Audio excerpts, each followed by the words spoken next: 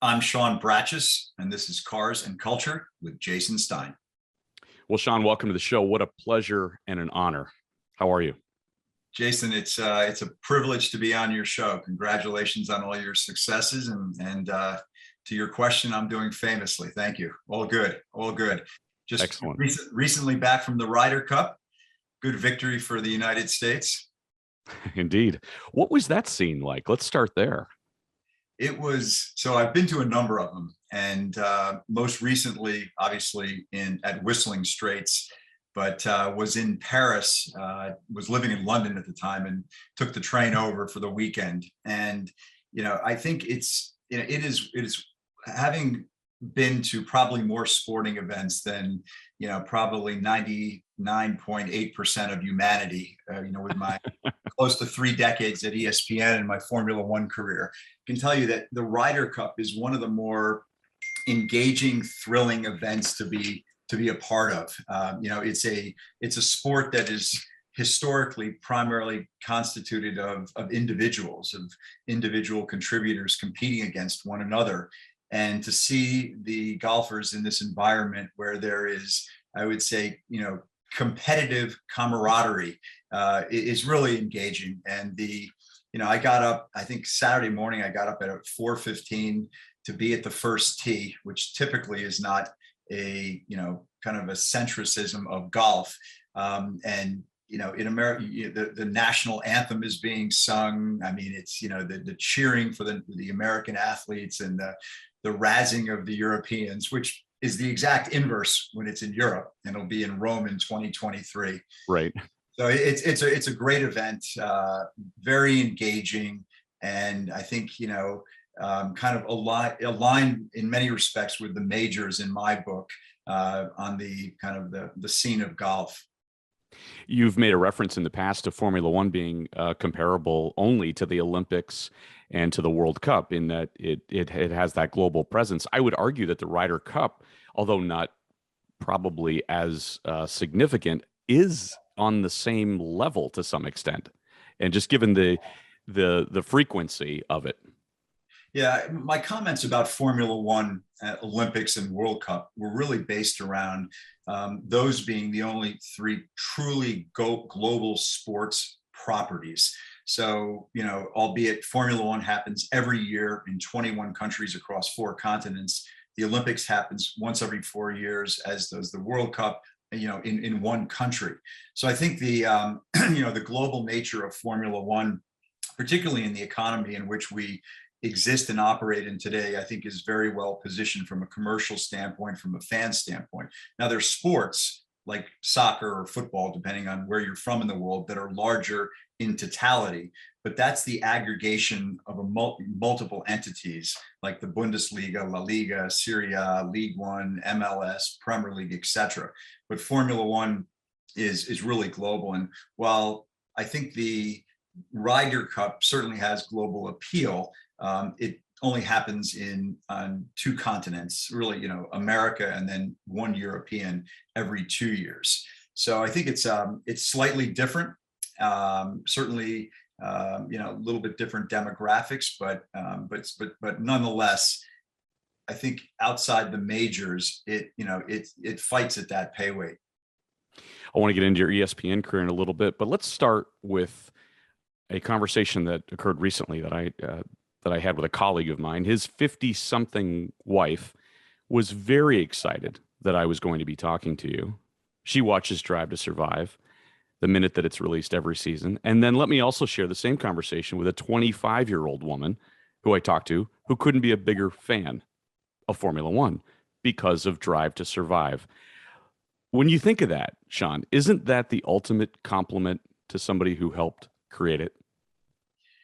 Yeah, I think clearly it is. And, the intention was to broaden the audience and really open up the aperture of the sport to new fans. And, if you kind of reel this thing back and to give you some perspective on really, how we got there, was that I guess it was mid 2016, Greg Maffei initially, and then Chase Carey had called me and indicated that they were looking at acquiring Formula One, and asked if I would move to London to run the business side of the sport. I needle them both because it was the biggest bait and switch in the world, because there was no business side to run. Formula One was run out of Bernie Ecclestone's house, which was a very nice house in central London. And he had, for the most part, a handful of attorneys and a handful of accountants. So when I got there in very early 2017, not only was there no office space to go to, there was no team. And as I was wandering the streets of London, trying to think, where, realizing the kind of the opportunity that was bestowed upon me, the privilege really, I was kind of walking the streets of London, trying to figure out where I wanted to take this brand. And I think anybody that's in that circumstance, I think fundamentally has to ask the question, what do fans perceive of the brand? How do they perceive the brand? What are their, emotive resonances around it? What is the lens in terms of which they view it and ingest it? And not only was there no research department at Formula One, there was no research. So and there was no marketing department, there was no strategy department, no sponsorship area, no media rights. There was nothing. I mean, it was an absolute clean slate. And I think, Formula One acquired, Liberty Media acquired Formula One for three primary reasons. One, it was a global brand, had over 500 million fans and a decent balance sheet. Secondly, with the notion that technology is disintermediating the way consumers ingest video content, and that live sports was going to be really the last bastion of content that on a predictable basis can aggregate large audiences that can be monetized. And thirdly, to my point, is that the sport was, I guess, at best case, undermanaged, at worst case, mismanaged. So, you have this global sport that was really, I would say, surviving, and I wouldn't say thriving, but there were individuals that were doing quite well, but it certainly wasn't punching at its weight class. So I marched down to Shoreditch, where the Wieden and Kennedy offices were located, and Wieden was our agency of record at ESPN, and I needed to move quickly. The season was about to start in March. This was January, and literally walked into the Wieden and Kennedy offices and retained them on the spot. And we did, you can unpack this a little bit more, but we won't today. But we did a global brand study to understand how fans, perceive the sport. We went to 4 continents. We talked to 10 avid fans on each continent for 7 hours over 2 days. We compiled 6 focus groups on each continent comprised of 10 people, one of avid fans, one of casual, one of former fans, motorsport fans, spectacle fans, etc. We did online research in each continent, and we did a body of semiotic analysis across the globe going back 15 years. And what we did was we amassed reams and reams of data about fans' perception of the sport. And we synthesized this down to a very small, tight brand book. Our mission statement came out of it, which was to unleash the greatest racing spectacle on the planet. And the 3 key words are unleash, racing, and spectacle.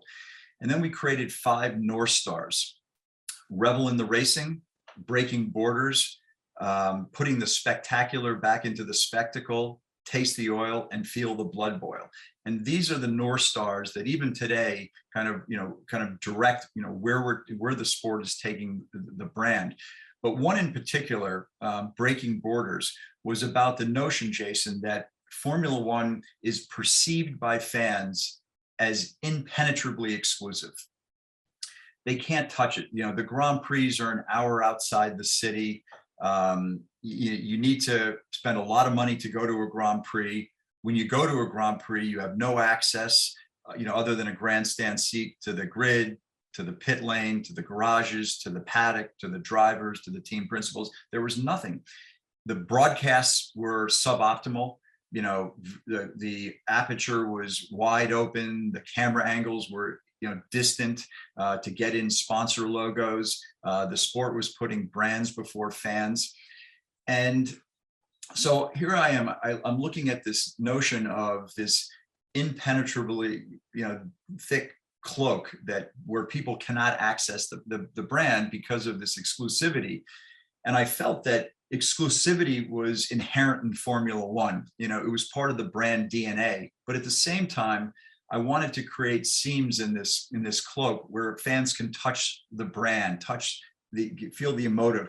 So started doing things like live car runs in city centers to bring the visceral action and the noise and the speed of the Grand Prix or these cars to fans. So we did live car runs in Shanghai, LA, Chicago, Miami, Manhattan, Miami, right?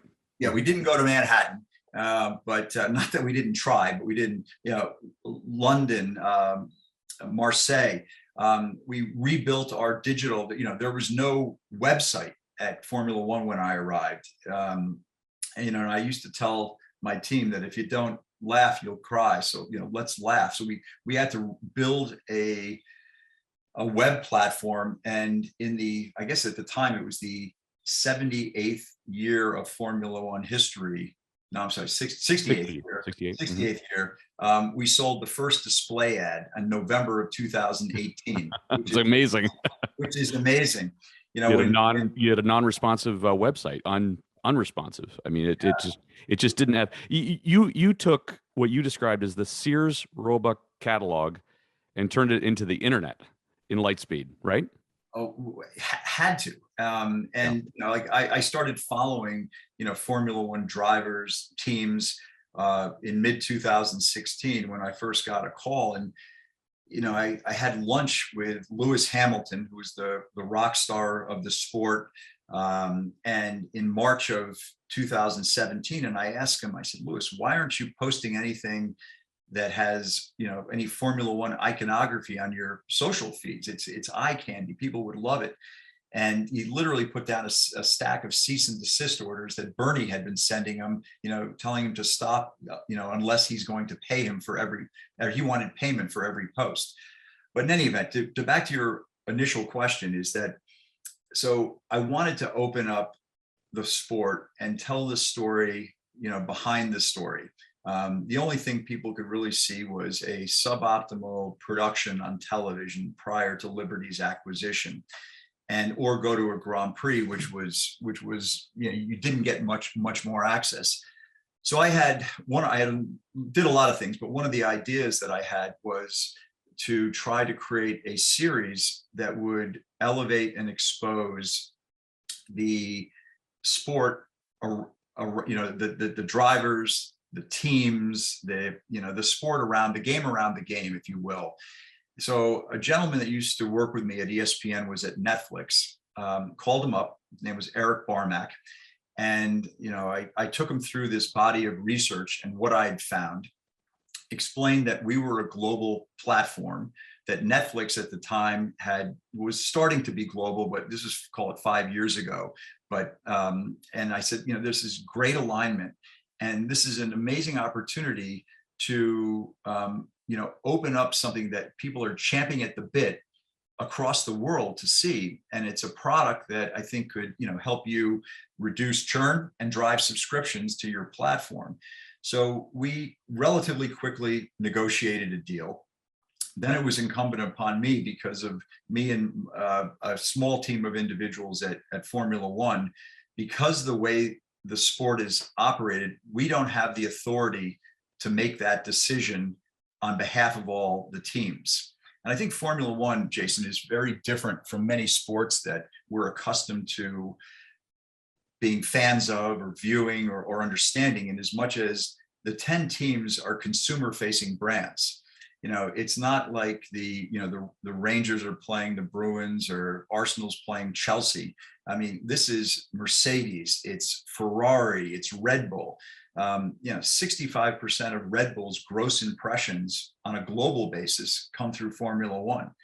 Ferrari's marketing budget at Formula One, it is Formula One. It's win Sunday, sell Monday.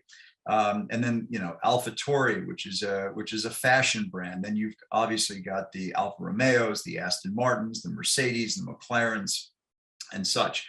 So alignment is much more challenging in Formula One than you have in other sports. So I had to go out and really sell this vision, which was interestingly received. What was the response, Sean?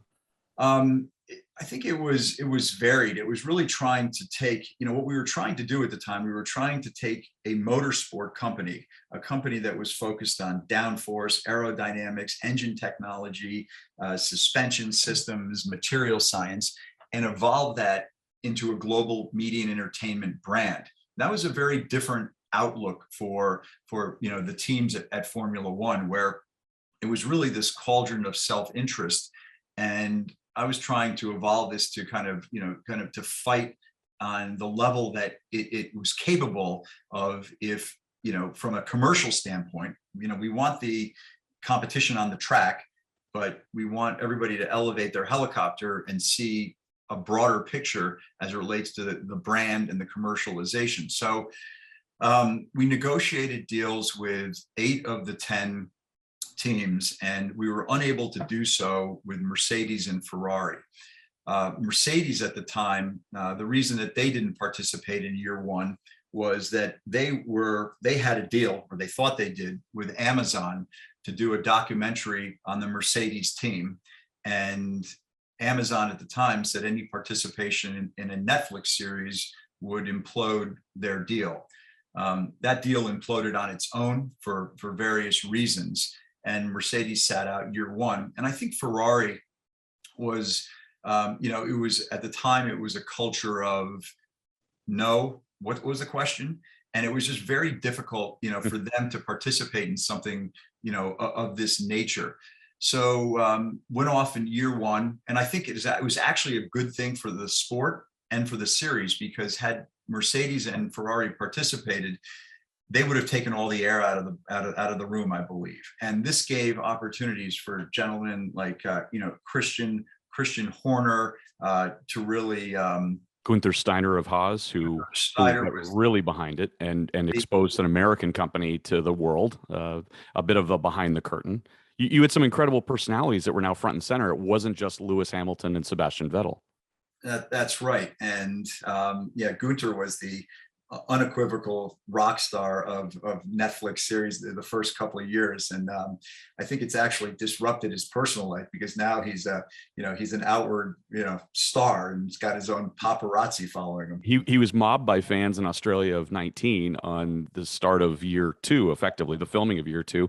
Even Carlos Sainz's cousin, who manages Carlos, was mobbed and asked for selfies. And more importantly, though, it penetrated above and beyond the audience. You had pulled back. I want to go back to what you said earlier. It had pulled back the curtain, the veil, on a sport that nobody really quite understood the inner workings of. You had your own private camera in on these teams that you had heard so much about. Yeah, elevated personalities, and that I think really have listen. I think Formula One is in the 3rd inning of a long game, and I think the opportunity for that brand is much higher than the opportunity is much greater than it is today.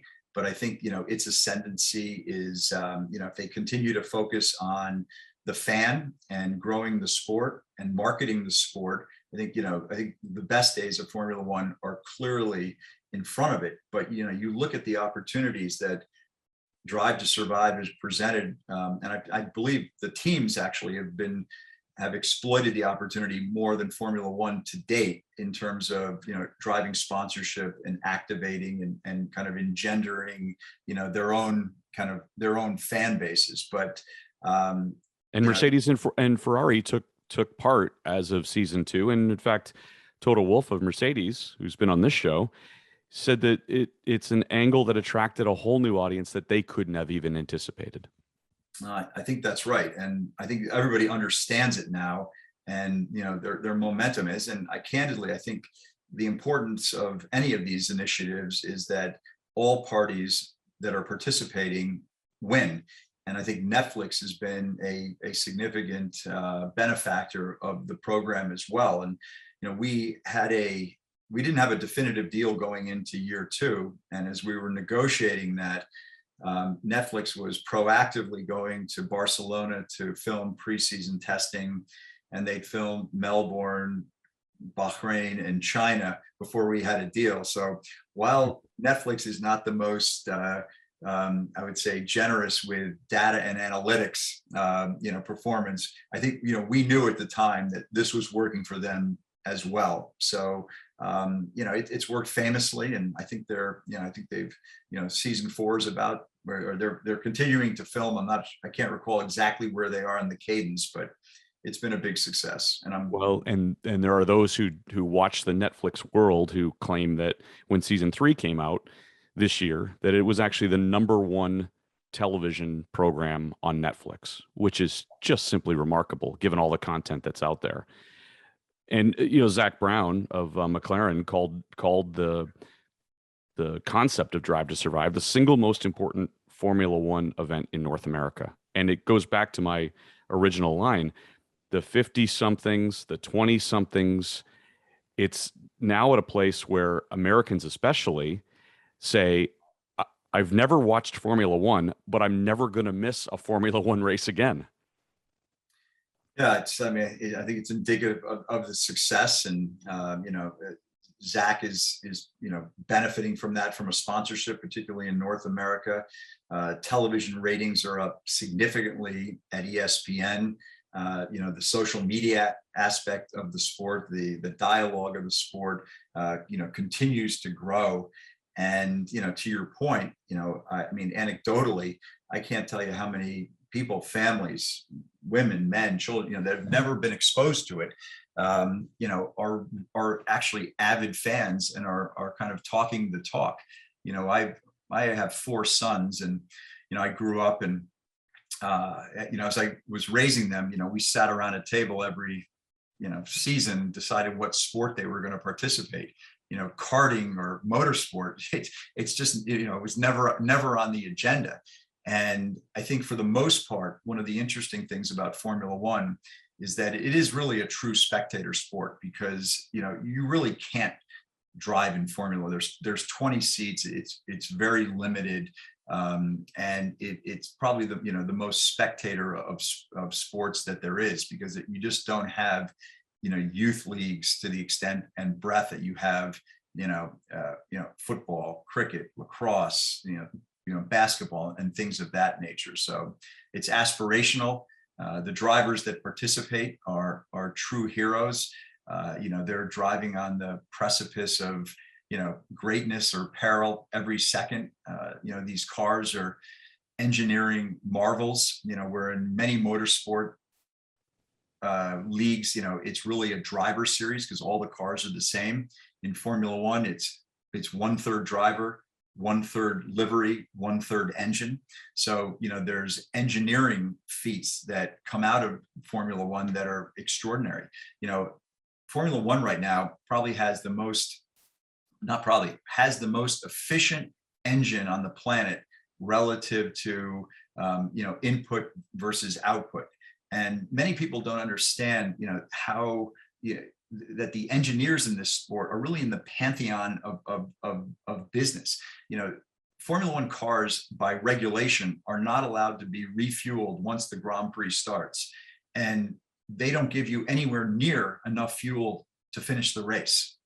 So how does that work? So I think it's between 30 and 45% of the energy that propels these cars well over 200 miles an hour, 150 mile an hour, through turns, is generated from reharvested brake and exhaust heat. And the drivers and the teams have to manage that through the race. And there's so many different elements that are integrated into kind of the automotive business today that we take for granted that were developed in Formula One. Traction control, ABS brakes, paddle shifting, rear view mirrors. Jackie Stewart once told me that seatbelts were developed as a safety feature in the sport. And I think a lot of the OEMs, are in the sport to develop technologies that they impute into the tens of millions of cars that we drive today. So I think it contributes on a much larger level, and opening the opportunity for more people to get involved and understand, I think is good for sport and society.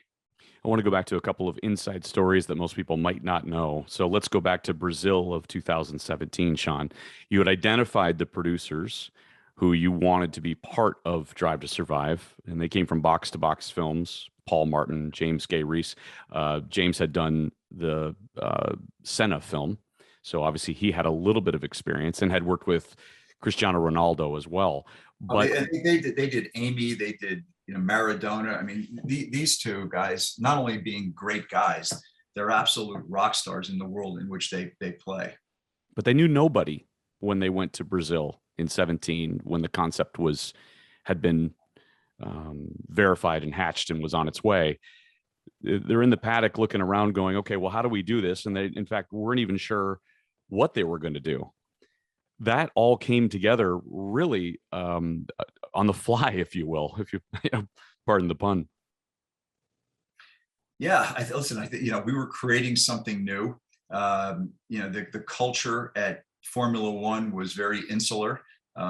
It was very, very standoff. There was, the rights that we had in the agreement, from an editorial standpoint with Netflix were very limited, outside them capturing, the flux capacitor or whatever technology that might be deemed, competitively advantageous to a team, which could be edited out. But I think there was some hesitancy, but at the same time, I think, I'm not going to say who, but there was a team principal that found out that Gunther Steiner was really elevating the series and his game and getting a lot of time. And this individual, this other team principal, actually called Netflix directly and wanted them to come reshoot their piece because competitive. So this is how competitive these teams are. And, I also think that it's, the structure of the sport, which is really a tri-party agreement between the 10 teams, Formula One, and the FIA. It's a little bit, I would say, more Wild West than most sports that are a little bit more focused on, the sports brand and I think they work in a little bit more harmony, at least outwardly so.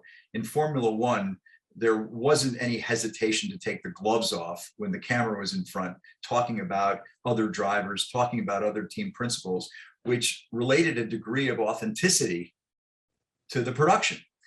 And once that started, and once team principals started, hearing what other team principals said about them, they took the gloves off. And you have really good, authentic content, which you never had before, and realize that this was like setting off an atomic bomb, right? I mean, this went from very almost no knowledge about what transpired behind this cloak to all of a sudden just ripping the Band-Aid off.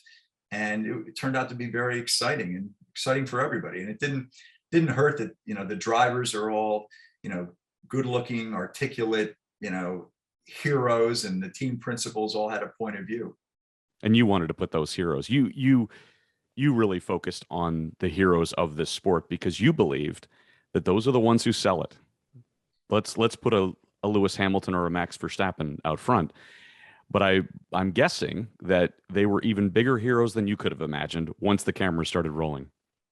No, I think that's right. And if you go back to the 5 North Stars that we identified in this research study, breaking borders was the kind of the broader notion, but Taste the Oil was about elevating the stories about the engineers and this accomplished a degree of that. Feel the Blood Boil was about, kind of unmasking these athletes. I mean, I would sit in our motorhome after the Grand Prix, and, Lewis or Verstappen or, someone would win, and they're walking around with their helmet on. And I'm, screaming at this, take your helmet, we want to humanize these individuals, tell their stories.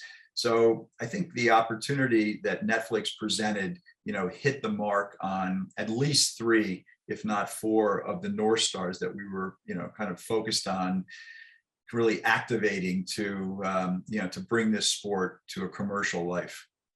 And you mentioned just the cultivation of the storylines in 2019 in Hockenheim, when Mercedes-Benz is celebrating its 125th year in motorsports.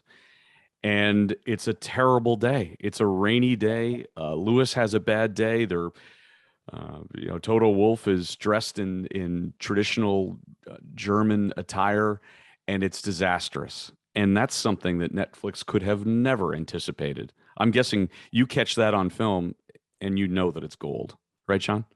Well, that's what you get for not participating in year one. No, all kidding aside. Listen, that's the story of sport. I mean, sport is the original, reality television, and, things unfold, and sometimes things, cut your way, and sometimes they don't. But, Mercedes that day had a tough day, but, they've obviously come back swinging, and won the Constructors Championship that year, and Lewis won the Drivers Championship. So, I think it was good for the sport, although it was a bumpy day for our friends at Mercedes. But, and you kind of go back, you never know what is going to work and what is not going to work. And, we had an idea that the Netflix series was going to really, punch hard. Not sure we knew that it was going to be as successful and impactful, as it was, but you never know. When I was at ESPN, and I think it was 1994, we had a marketing campaign that, you think it's going to run for 3 or 4 months, called This is Sports Center. And then you kind of come up with the next one, This is Sports Center. Now I think it's in its 28th year. Yeah, it's iconic. Yeah, it's iconic in many respects, defines the ESPN brand and differentiates the ESPN brand versus the marketplace. So I think, Netflix, certainly under the production leadership of James and Paul, is poised for many more years of contribution to the sport. Let's talk about your own history. You were a hard-nosed lacrosse midfielder who helped your school earn its first ever NCAA appearance in that sport. Grew up in, and by the way, is all this on the internet? It's in the research department. But you were a tough. I mean, anybody who plays lacrosse, anybody who knows about the sport of lacrosse, knows it is not easy. But I'm guessing that your pathway to ESPN was probably not one that you had anticipated. So how did you get there? So, listen, I mean, it was interesting because when I was at RIT, was where I went to college and played lacrosse for Bill Tierney, who's, it was one of the, my story of my career is better lucky than good. And, Bill Tierney is one of the greatest lacrosse coaches that, ever walked the sideline. But, when I got to RIT, it was the first time I'd ever seen cable. And, we had ESPN and Sports Center in our dorm. So my affinity to the brand, began, relatively early in my career. And after a short stint of selling advertising on the broadcast side, I went to ESPN and really just, pounded on the door until I got in. Spent close to 3 decades at the company, had the most extraordinary professional experience there. Met and worked with great people, and I think really helped, define and shape a sector of the media business that really thrived for a number of decades. How did ESPN change while you were there? I mean, it's certainly the metamorphosis of this discrete broadcasting platform into a behemoth, ESPN Zone, all kinds of other uh, branches and limbs. But in your mind, when you reflect back, Sean, how did it really change, or where did it really change? Well, I think there, I think there's two things that really took place, one internal and one external. And I think internally was the relentless focus on the sports fan and serving that fan better tomorrow than we did today. And that was kind of our mantra at the company. And we had a can-do culture that was, I think, very aggressive in exploiting new opportunities. I wouldn't say we were on the bleeding edge, but we were very close to it in terms of leveraging our brand to, in some respects, create new opportunities in the marketplace, and in other respects, validating ascendant businesses. And then things like the internet and wireless came along, and we took advantage of those. And then there were external factors. There was government regulation in the '84 Cable Act that created some stability for cable operators to invest and grow, and we took advantage of that. I think the acquisition of the NFL very early in my tenure at the company was substantive to creating a powerful content opportunity for consumers, and which drove subscriptions. And then probably the biggest for ESPN was in the early '90s when DirecTV and Dish Network launched with 500, 1,000 channels, and the cable industry had these 35 channel systems, which they in turn invested hundreds of billions of private capital in their business and needed content. And they would come to us to fill up this shelf space, and we start and candidly justify retail price increases. So we would launch ESPN2 and ESPN News, and acquire Classic Sports Network from Brian Beadall and Steve Greenberg, and turned it into ESPN Classic and let that ride, and the SEC network on ESPN Deportes. So there were a number of factors that contributed to the growth, but I think in large part we had a culture at the company that didn't know what we didn't know, and we just kept moving forward, understanding that if we worked together, we were gonna be successful, and I think that continues to this day. I'd be curious your perspective, and you mentioned this earlier. Live sports can aggregate live audiences, which can be monetized. And here we spent the first part of this interview talking about Netflix and what Netflix has done from a viewing standpoint, viewership, and in truth is actually has had so much propulsion behind it that it's challenged now cable networks and over the air broadcast. So where does cable go in the future, in your mind? In my mind, I think the marketplace is going to move to more streaming options. I think the ascendancy of streaming is going to continue. The cable marketplace has lost, a quarter of its distribution, called in the last, 5 to 10 years, over 25 million homes. And I think the notion of, what you want, when you want, on what device you want, is kind of very germane to the consumer of today. And I think the other, genres outside of sports have kind of figured that out and tapped that marketplace. I think the live nature of sport and the extraordinary economy that the cable model has underpinned the sports marketplace with has made it much more difficult to transition to direct to consumer. They haven't figured that out yet, and I'm confident that there are many people spending many hours a day at many different sports networks, trying to, both in the national and the regional sense, trying to figure that out, even as we speak, because that is as material as a material issue as there is in that particular marketplace going forward. I mean, if they don't figure it out, I mean, it affects team values. It affects player compensation, agent commissions. I mean, there's the cadence of horribles. Is pretty broad. And you are not a petrol head. You said that when you showed up walking the streets of London. You said you were a guy who didn't know which way the cars were supposed to go around the track. But I want to ask you, having had your Formula One experience, where does Formula One go from here?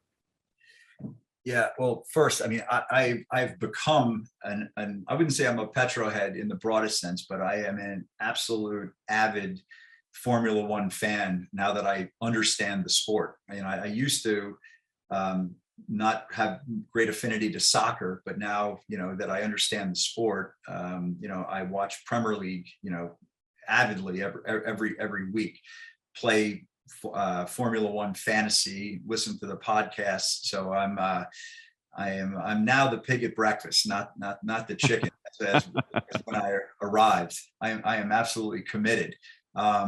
Listen, I think Formula One is, as I said earlier, I think that the last 3-4 years under Liberty's management, the sport has done phenomenal things on virtually every touch point. And I think it's incumbent to, for Stefano Domenicali, who is beyond being just a really neat guy and someone I call a friend, but an incredibly, competent leader in the automotive space, having spent time in Formula One, having spent time running Lamborghini, and I'm sure there's other things that he's done that I'm unaware of. But I think as long as they continue to, focus on the consumer and invest in the brand, Formula One's got many years of growth in front of it, and they currently do, and I think they'll remain fighting with the biggest, the best, and the brightest in the world of sport. When you got to the sport and you realized that the bait and switch had occurred and the cupboard was bare, you started work in so many different areas. And we mentioned the social media side of it, also esports platform, on-demand video. It's obvious the Netflix. Great, Sean, I'm going to start that question one more time. 1 second. When you got to Formula One and you realized that the cupboard was bare and that the bait and switch had occurred, you started to implement some significant pieces of the puzzle, the esports platform, the on-demand video service, Netflix. What are you most proud of?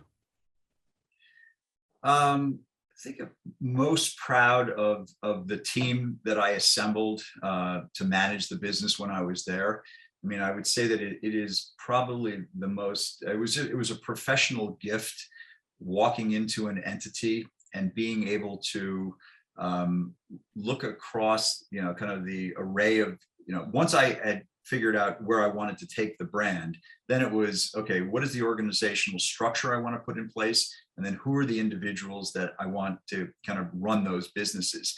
And, I was not, in a position where I had incumbent individuals that, had different agendas, or, this was really fresh. And I likened it, probably a bad example, but I likened it to Barney's New York, where, Barney's wouldn't take, and I'm getting over my skis on the fashion, Dolce and Gabbana, I think that's how you pronounce it. They wouldn't take their entire line, but they would take what they felt was the best edit. And I was able to go to the market and hire, the best people that I knew in different disciplines, and, get them to work together like a Formula One team. And I think, when I was there, we won every race we were in. We did famously on the commercial side, and I suspect that'll continue. You described it as managing a startup. It's one heck of a startup, and you have put your stamp on it for sure. Car culture. What are you a fan of on the personal level? What do you drive? So I have a 911 Targa. Got a Panamera GTS. I've got a Ford Raptor.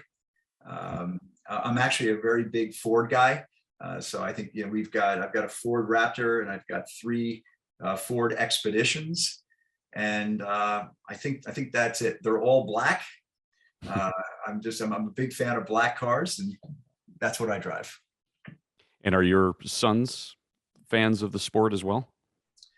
They are. My oldest son actually runs the family fantasy league, and it was interesting when I first brought them together to tell them that I was going to take this role at Formula One. And Reed, Todd, Jack, and Clay, we were all in my office. And, it's funny as a parent, for when you tell your kids something that you're going to be doing, the first, 7/10 of the first second, they're very elated for you. And then that pivots immediately to, what does this mean for me? Right. And so my second son, Todd, first said, "Dad, I'm coming to Monaco." And he did, and it was great. It was actually, I had the opportunity to see the world. I think in my last year there, I was in 29 different countries, most of them multiple times. My sons were, and my bride of 31 years, were all able to come to multiple Grand Prix, and we were able to enjoy that and some of the culture together. And listen, 5 years ago, with a gun to my head, I couldn't have come within putting my finger within 1,000 miles of where Baku is on the map. And now I've been there like 5 times, at a Grand Prix, and really, enjoyed it and got to see places that I would never have seen otherwise. Wonderful. Thank you so much for being on the show. Thanks for sharing your experience and the vision behind Drive to Survive. Jason, thank you, and congratulations on all your successes. I'm big fan of what you do. Thank you for having me. Thank you, Sean. The automobile is one of the most important inventions that revolutionized the modern world. In America, the rich history of car culture runs deep as technology continues to shape the future of the industry. Jason Stein, former publisher of Automotive News, is here to share the stories of people passionate about cars, from industry leaders and innovators to car-obsessed celebrities. Buckle up as Jason takes you inside the boardroom, onto the track, and around the bend on Cars and Culture on Sirius XM Business Radio.